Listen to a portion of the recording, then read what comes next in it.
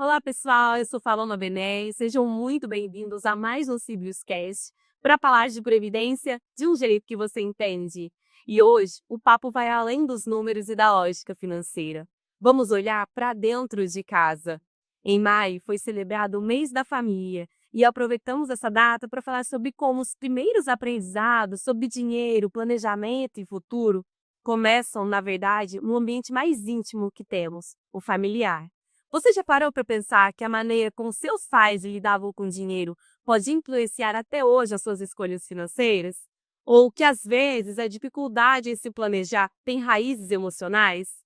Para conversar com a gente sobre esse tema tão importante e atual, convidamos o psicólogo Ricardo de Farias Barros. Ele é mestre em gestão social e trabalho, especialista em gestão de pessoas e psicologia positiva, que vai nos ajudar a entender como a estrutura familiar, os hábitos emocionais e a educação desde cedo podem moldar nossa relação com o dinheiro e, claro, com a previdência.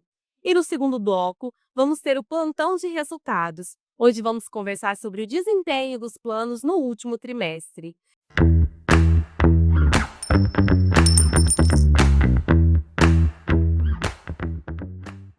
Hoje a gente está aqui para falar desse tema tão importante, né, que tem tudo a ver com a psicologia, com a nossa, né, a nossa razão de ser aqui no Cibros, que é a previdência.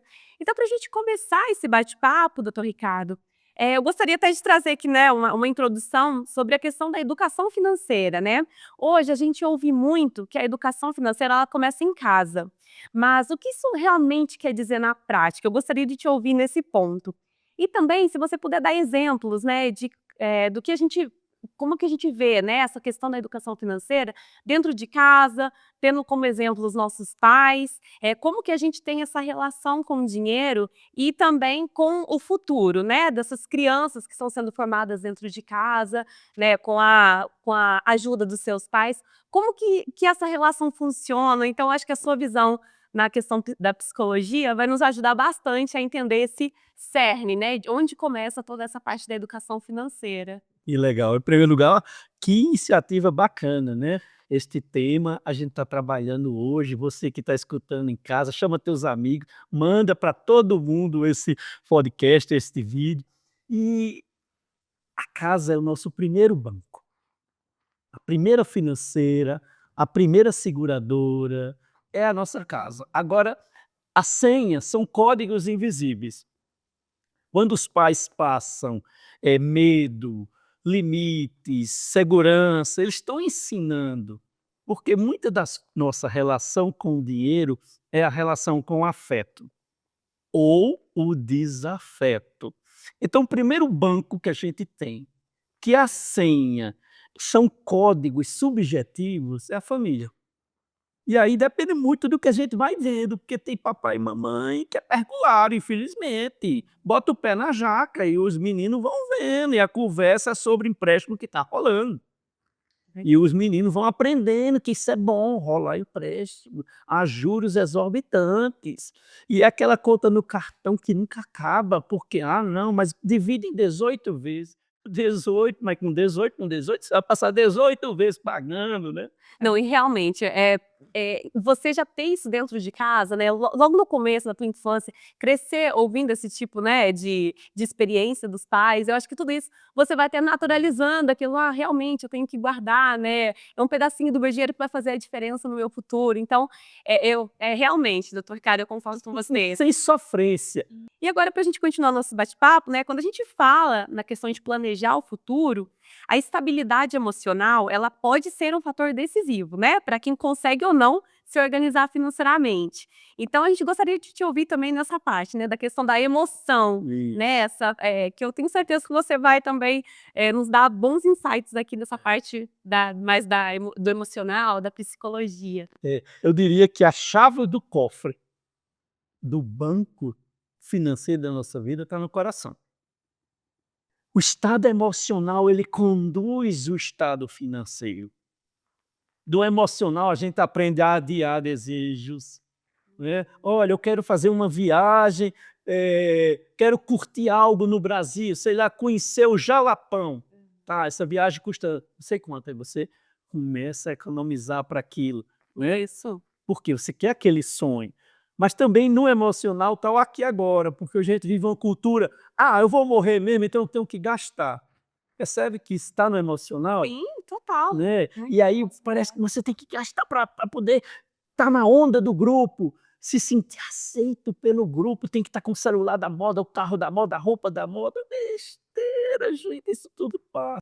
E às vezes na hora que você mais precisa, você não tem mais aquele. E não tem, aí vai sobrar aqueles caras que emprestam a juros fraudulentos, extorsivos, e você acaba se submetendo, que você já está com a corda no pescoço, aí você diz para você mesmo que é mais uma corda para quem já está enforcado, E vira uma bola de aí neve. vira uma bola de neve e você não adoece financeiramente sozinho. Você adoece em grupo, você leva seus amigos, seu ente querido, sua amada, seu amado, sua família adoece toda junta. E para a gente ainda continuar essa conversa, né, para a gente até falar um pouquinho sobre a mudança, mudar essa vertente, né, de ver o dinheiro como algo sujo, algo ruim, essas famílias, né, ensinar algo bom para os seus filhos no sentido de que dinheiro pode te ajudar lá na frente, no futuro, a realizar sonhos. Eu queria a sua visão, né, de como que os pais, na prática, eles podem incluir os filhos nessa conversa, né, sobre planejamento, previdência e responsabilidade com o futuro, sem pesar ou assustar a criança, no caso, né, ali na família.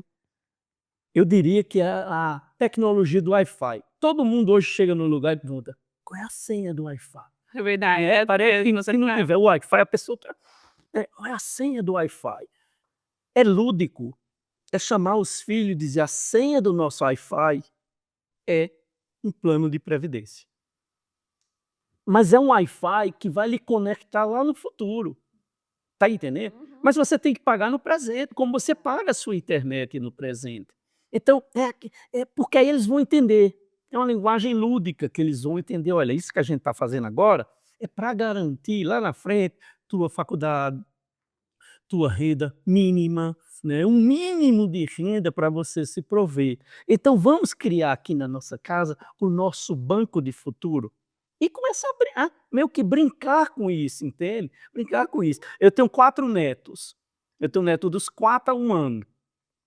Cada um deles, quando meus filhos e filha mandavam a certidão de nascimento, que hoje já vem com o CPF, na mesma hora eu entrava no meu banco, né, e comprava um plano de previdência, um valor mínimo ali, tipo 100 conto por mês. E quando eu ia visitá-lo, já levava, ó, aqui ó, meu presente para o meu neto. Ó, vou pagar até os 10 anos, Olha que legal. depois vocês assumem. Nossa, isso mudou a minha família. Tu tá entendendo? Então, em vez de levar, nas festas de como é que a gente chama? No chá de bebê levar roupinha, levar não, compra um plano de previdência e no valor mínimo, assim, e depois ele transfere, não tem problema. É é é investir na fala, porque esta fala de guardar dinheiro, como depois no Brasil, a gente não entende, o brasileiro, a gente não culturalmente, a gente não Não entende. tem essa. Então Verdade. você tem que Concordo. você não está guardando dinheiro, Uhum. você está construindo um sonho. Olha como É a muda. é a forma de Forma. dizer, né. Lembra aquele negócio que disse que o cara estava construindo um muro, perguntou: "O que você faz?". Aí um disse: "Eu estou construindo essa parede tem uma semana". Aí perguntou ao outro, disse: "Eu estou construindo a parede do hospital". Diferença, né. Para um é a parede, para o outro é a parede do hospital. Total. É a mesma parede, é o mesmo dinheiro que eu guardo, mas o sentido que a família dá a isso muda. Então, até comentando sobre essa questão de você investir, às vezes, com o mínimo, né, que seja, você tem ali, aqui mesmo no nosso plano, né, o Família Prev, hoje com 50 e poucos reais você já consegue começar, né, a sua poupança ali, a sua reserva. Então, realmente com pouco hoje já dá pra gente investir. E isso faz já toda a diferença, né, que seja um pouquinho agora, mas aí quando você conseguir aumentar seus aportes, enfim, você vai conseguir fazer a tua reserva crescer, né, além da rentabilidade. Então, isso realmente é muito importante. Doutor Ricardo, muito obrigada pela sua presença. Foi incrível esse bate-papo. Eu espero que nossos ouvintes tenham gostado, né? Informações valiosíssimas, uma troca de experiência muito boa. Doutor Ricardo, fica à vontade também para comentar com os nossos ouvintes, né? Conhecer mais sobre você, passe seus canais. Gente, ele é incrível. Vocês têm que conhecer mais do trabalho dele. Eu vou adorar, né, que vocês me sigam no TikTok, ó. Não tem dancinha ainda, mas vai ter.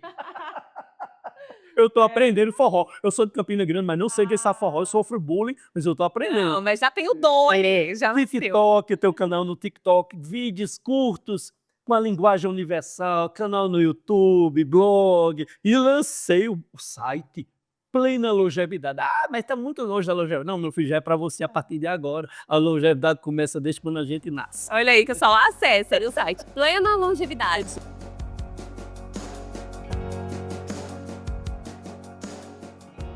Olá, ouvintes, estamos de volta e agora o bloco é sobre o resultado dos investimentos, os nossos planos aqui no Cibrius. Estamos aqui com a Nayara Lopes, que é analista de riscos do Cibrius, e o Fernando Cardoso, que é o nosso analista de investimentos. Nayara e Fernando, sejam muito bem-vindos ao nosso podcast. É um prazer ter vocês aqui para falar num tema tão importante, né, do interesse de todos nós, que é sobre o resultado dos investimentos, dos nossos planos e também do comportamento, né, do mercado financeiro neste ano. Para começar, Fernando, eu gostaria que você comentasse, né, para a gente sobre o âmbito doméstico. Quais são os fatores que têm movimentado o mercado interno? Bom, olá Paloma, bom dia. Olá a todos os nossos ouvintes. É um prazer recebê-los nesse novo canal de informação, né, aqui do Cibrius. Bom, a política monetária tem sido um dos principais ou o principal assunto na economia interna. Isso vai desde os juros altos até as contas públicas do governo também, né? Que fica bem de olho, né? Bom, a Selic, ela finalizou o primeiro semestre em 15% ao ano. Os juros elevados têm impacto direto na economia, encarecimento do crédito, pode retrair o consumo também, né? Além disso, a gente tem outro fator, que é o controle inflacionário, né? A gente vê a inflação aí nos últimos 12 meses está bem acima do teto da meta, né? De acordo aí com o IBGE, a inflação até maio, que são os últimos dados oficiais divulgados, acumula alta de 5,32%, é bem acima do teto da meta estabelecido pelo Banco Central. E a inflação em 15%, a princípio não está tendo força para abaixar esse resultado no curto prazo, né? Isso acaba impactando toda a economia, acaba impactando os títulos públicos, né? A renda fixa, impacta também a nossa bolsa de valores, né? Com essas expectativas futuras. Então, esse ponto focal acho que está sendo talvez o maior destaque do cenário econômico doméstico nesses últimos meses, né? Sim. E agora vem uma dúvida, Fernando. Como que esse cenário, né, que você comentou aqui com a gente, tem impactado os ativos financeiros aqui do Cibrius? Bom, acredito que um impacto talvez mais visível, né, seria na renda fixa, né? A gente viu aí que os títulos públicos, né, principalmente desde o início de 2024, tiveram uma alta bem forte aí. As taxas das NTNBs, né, aí superam 7%, né, nos últimos meses, por exemplo. Bom, acho que esse fator, né, da Selic alta, impacta mais visivelmente a renda fixa, né? Então a gente vê um movimento bastante forte de aumento do prêmio de risco dos títulos públicos, né? E esse movimento vem desde o início de 2024, né? Então a gente vê ali que as taxas das NTNBs dispararam, né? No ano passado estavam em pouco mais de 5%, já superam os 7% ao ano, mais a inflação medida pelo IPCA. Então, assim, esse aumento, ele vem na descrença do mercado com o fiscal, né? A inflação desancorada e sejando aí mais aumento de juros pelo Banco Central, então acaba influenciando bastante. Por outro lado, a gente até vê essa volatilidade do mercado, mas tem um lado bom também, né? Que isso gera oportunidade de compra dos títulos públicos, né? Então, o Cibrius aqui como um alocador, né, de renda fixa, acaba aproveitando bastante essas oportunidades. E a gente vê aí o título oferecendo 7% mais inflação, nossa meta é 4% menos inflação.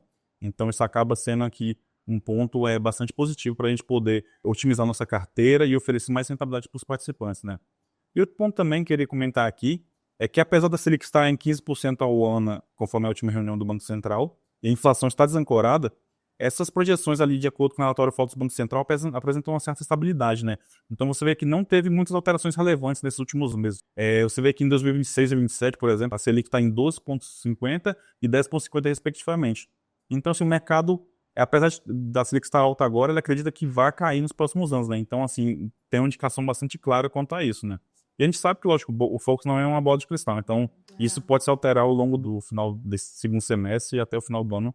Então a gente pode ter um novo cenário aí, mas de momento seria mais ou menos isso, né? Legal, Fernando. Você comentou bastante sobre a questão da renda fixa, né, o comportamento dela, e sobre a renda variável, né? O que a gente passou até agora nesse primeiro semestre do ano? O que se espera também para esse próximo, né, semestre que está aí vindo aí? Se você puder também comentar para a gente, por favor. Claro, Paloma. Então, assim, na renda variável a gente tem um movimento, talvez, que vem sendo impactado por essa alta da Selic, né? Que a gente vê essa forte tendência do investidor ir ali para títulos mais seguros, né? Então, isso acaba tirando um pouco o foco da renda variável. Mas a gente teve um benefício nesse primeiro semestre. Aí o Ibovespa, né, encerrou o semestre em 15,44%, né? Então, alta bastante relevante. E só nesse segundo trimestre, né, contando já o resultado de ontem, né, 30/6, a gente teve uma alta de 6,60, né? Então, é bastante relevante. E assim, o índice vem sendo impulsionado, né, pelo alto fluxo estrangeiro. Também temos aí a valorização das commodities, né? E de certa forma, o mercado também, como eu comentei, ele espera que haja uma estabilidade fiscal, né? Então, por isso que a gente vê no Focus ali uma projeção de queda da Selic nos próximos anos. Então, o mercado acaba tendo essa expectativa de que vai haver um controle fiscal. A gente sabe que ano que vem é um ano de eleição, vai ser um ano bastante volátil e tudo mais, mas esse ano o mercado está bem otimista quanto a isso, né? Então, a gente sabe que é um cenário volátil, é difícil. A gente teve ultimamente aí essas guerras aí no Oriente Médio que acabaram impactando as commodities, né? Então, tem a questão dos Estados Unidos, da China, então isso acaba influenciando o nosso cenário doméstico, mas acho que o investidor está bastante otimista quanto a um possível benefício nesse segundo semestre, né? Então, a Bolsa pode disparar, já chegou a bater recorde de 140 mil pontos, né? Então, isso é bastante relevante ter esses pontos de recorde aí, porque o investidor acaba tendo mais confiança em investir, né? Então, acho que é mais ou menos isso. A Bolsa vem andando bem, vem até impactando positivamente nossa carteira. Então, a gente tem boa expectativa nesse próximo semestre, né? Resumindo então, Fernando, as notícias são boas, né? Assim, se espera um cenário bom para esse próximo semestre. Bacana. Bom, agora falando um pouco sobre o cenário global. Nós temos observado bastante volatilidade no mercado externo, né, Fernando? Então, eu gostaria de saber qual ou quais, né, fatores têm contribuído para isso. Bom, o cenário externo está sendo bem volátil, né? E acho que o ponto principal que tem tido nesses últimos meses aí é a guerra tarifária e talvez com mais ênfase ali com a relação dos Estados Unidos e China, né? Então são as duas maiores economias ali do mundo, né?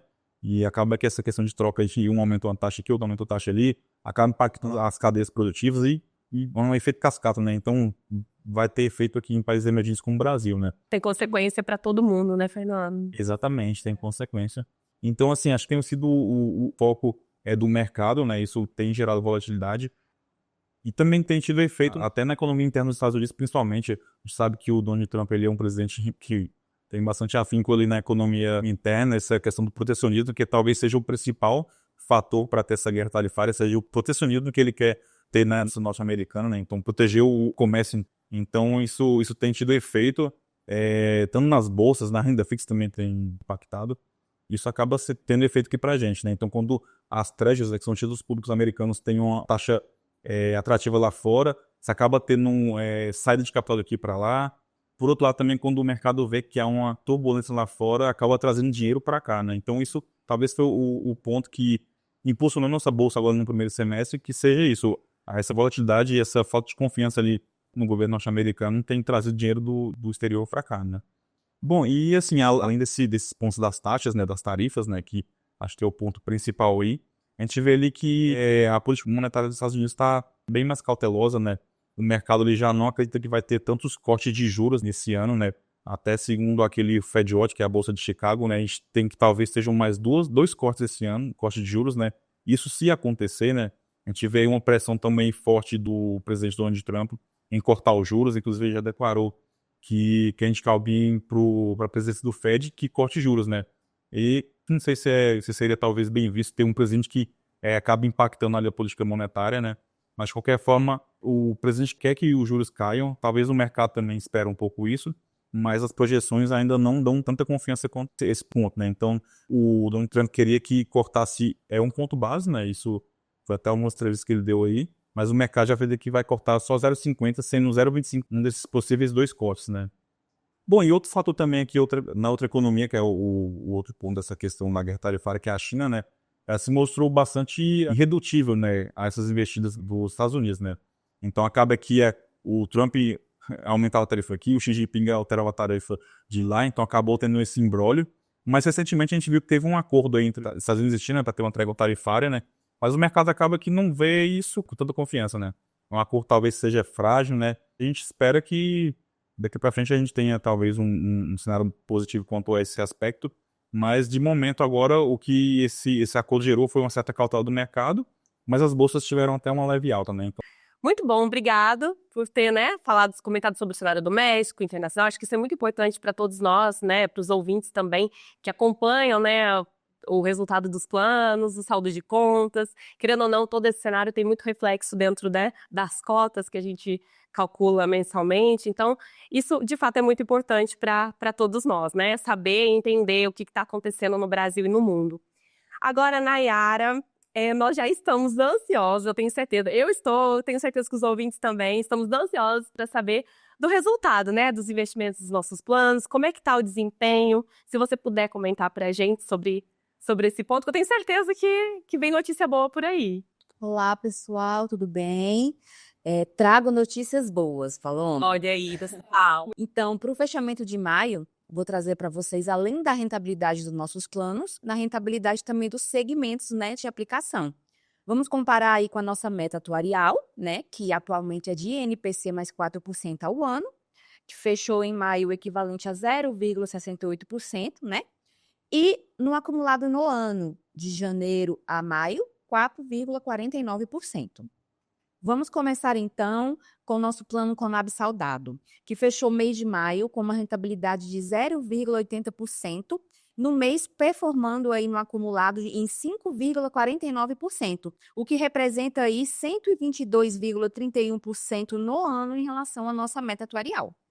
Já o nosso plano Conab Prev é um destaque no mês de maio, com 1,08% de rentabilidade e 6,43% no ano, o que representa aí 143,14% da nossa meta anual.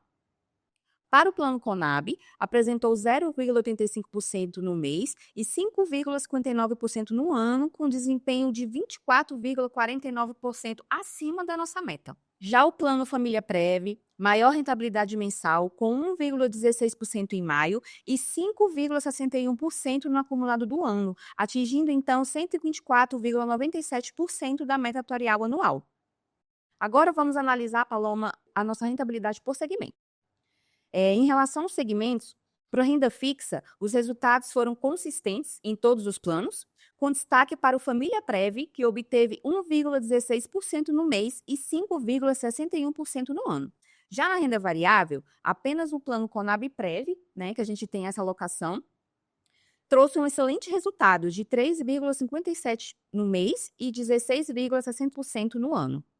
Já em relação ao nosso segmento estruturado, houve uma leve queda de menos 0,09% em maio, mas o desempenho acumulado segue forte, em 8,44% ao ano, nos planos que têm esse ativo.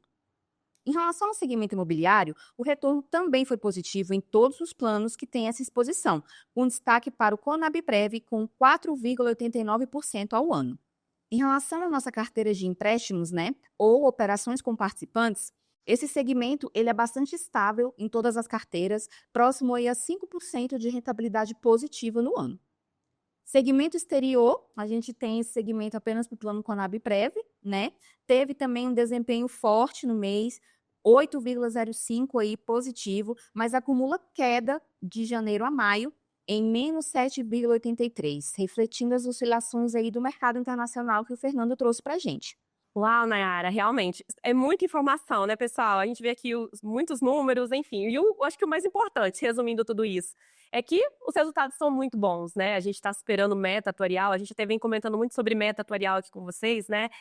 Lembrando que a meta ela é composta pela inflação, hoje o INPC, né, que nós utilizamos aqui conforme regulamento dos planos, mais uma taxa de juros, que é a taxa real de juros que a gente comenta, né? Então, isso compõe a nossa meta atuarial. INPC mais 4% ao ano. Só para vocês aí também terem conhecimento, né? Quando a gente fala meta atuarial, a gente está se referindo justamente a isso. INPC mais 4% ao ano. Então, Nayara, para te até continuar esse bate-papo, estou gostando muito das informações, né? Muita coisa de fato relevante, esses números são muito bons. Se você puder até comparar agora esse resultado com a nossa meta atuarial, que a gente acabou de comentar, eu agradeço muito, né? Para os ouvintes terem esse entendimento sobre a relação da rentabilidade com a meta atuarial. Claro, Paloma, então vamos lá. Todos os nossos planos apresentaram essa rentabilidade superior à meta atuarial, como você acabou de explicar, no mês e no ano, que é uma coisa muito boa para nós, né? Porque aponta a saúde dos investimentos e a sustentabilidade dos planos aí, garantindo o pagamento de benefícios, né? Até o período estipulado no futuro. O Plano Família Prev atingiu 171,74% da meta mensal. Já o Conab Prev, 159,91%. O Plano Conab, 126,24% e o Conab Saudado, 118,40% da meta atuarial. Então, Paloma, a gente enxerga, né, que maio foi um mês bastante positivo para os planos de benefício da entidade. Todos os nossos planos aí estão superando a meta, né, de rentabilidade tanto no mês quanto no ano. E isso só reforça o nosso compromisso, né, em ter uma gestão responsável, diversificada e voltada à perenidade dos nossos recursos previdenciários. Perfeito, Nayara. Eu acho que é isso, né? Eu acho que o recado mais importante é isso. Estamos bem, estamos no positivo, tanto no mês quanto no ano, no trimestre, enfim. E pelo cenário, a gente espera que isso continue até o final do ano e que reflete, como eu comentei no começo, né, no nosso saldo de contas, nas nossas reservas aqui dentro dos planos, né, para todos nós participantes. Bom, pessoal, muito obrigada pelo bate-papo, Nayara e Fernando. Foi um prazer ter vocês aqui, né, trazer esse conteúdo tão importante para o nosso bate-papo, especialmente para nós, né, que somos participantes dos planos aqui do Síbrios. É fundamental a gente estar atualizado sobre o comportamento da economia, do mercado financeiro, como que estão os resultados dos investimentos dos nossos planos. Mais uma vez, muito obrigada e eu espero vocês aqui numa próxima oportunidade. Nós que agradecemos, Paloma, e a gente espera aí que nos próximos episódios continuemos com essas boas notícias. Exatamente, notícias positivas, pessoal. Muito obrigada. Obrigada, Nayara. Obrigada, Fernando. Muito obrigado a todos. E continuem acompanhando o Síbrios nas redes sociais. Sigam no Instagram, no YouTube, que a gente sempre está divulgando informações para vocês e te atualizando sobre o cenário, sobre a rentabilidade, né? Então, muito obrigado a todos e até a próxima. Até a próxima, pessoal. Tchau, tchau.